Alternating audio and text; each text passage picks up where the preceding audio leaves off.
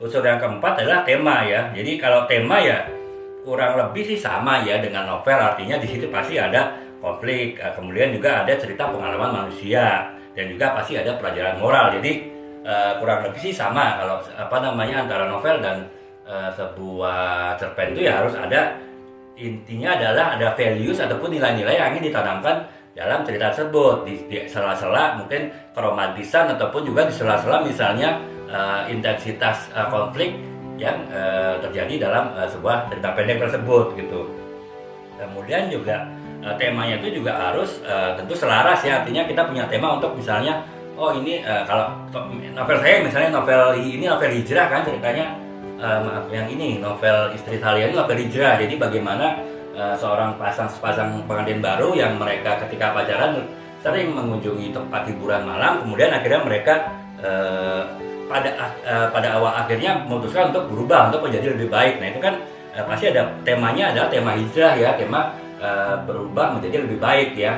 Dalam konteks ini adalah si istri Andini ingin mencapai menjadi istri salihah ya. Nggak mungkin dalam pola hidup mereka yang hedonis, pola hidup mereka yang mungkin dekat di dunia malam, cita-citanya menjadi istri salihah itu bisa tercapai. Makanya mereka harus hijrah dulu, harus berubah dulu. Nah tema yang hijrah tadi ya harus sesuai dengan jalan cerita di sini gitu. Jadi ya kalau misalnya ternyata saya menceritakan Andini dan Adrian adalah sepasang suami istri yang benar-benar kehidupannya lurus-lurus saja, tidak jauh dari kehidupan yang dekat dengan kehidupan malam, kehidupan yang tidak baik misalnya. Ya itu tentu ya nggak relevan saya menampilkan visi hijrah di sini. Tapi karena visi hijrah saya sampaikan pada sebuah latar belakang cerita yang memang tadinya itu kehidupan yang cukup jauh dari jalan yang benar, jalan yang baik secara nilai-nilai agama, religius. Nah itulah makanya tema yang saya sampaikan tadi relevan gitu ya. Itu makanya sama, jadi kurang lebih dengan novel pun juga keselarasan antara tema dengan alur cerita itu juga harus sama gitu ya. Kemudian tone ataupun tone cerita juga sama dengan novel bisa berbeda-beda ya, tergantung kita mau menempatkannya seperti apa, apakah itu humor, apakah itu tragedi, apakah suatu misteri, itu kita bisa terapkan juga dalam sebuah cerpen. Itu tidak sama lah dengan sebuah novel ya, walaupun lagi-lagi untuk cerpen ya karena adanya keterbatasan ruang, keterbatasan kata ya kita harus lebih efisien dalam mengatur katanya sehingga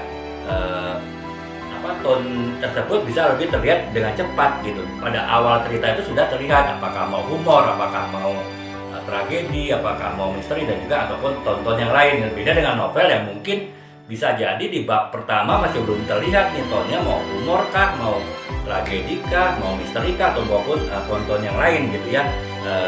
Jadi ininya sama, kalau secara ton itu di dalam sebuah cerpen pun juga ada sama dengan novel, hanya yang bedanya adalah itu bagaimana mengefisienkannya sehingga di awal sebuah cerita pendek itu sudah ketahuan cerita pendek itu akan menggunakan tone seperti apa gitu.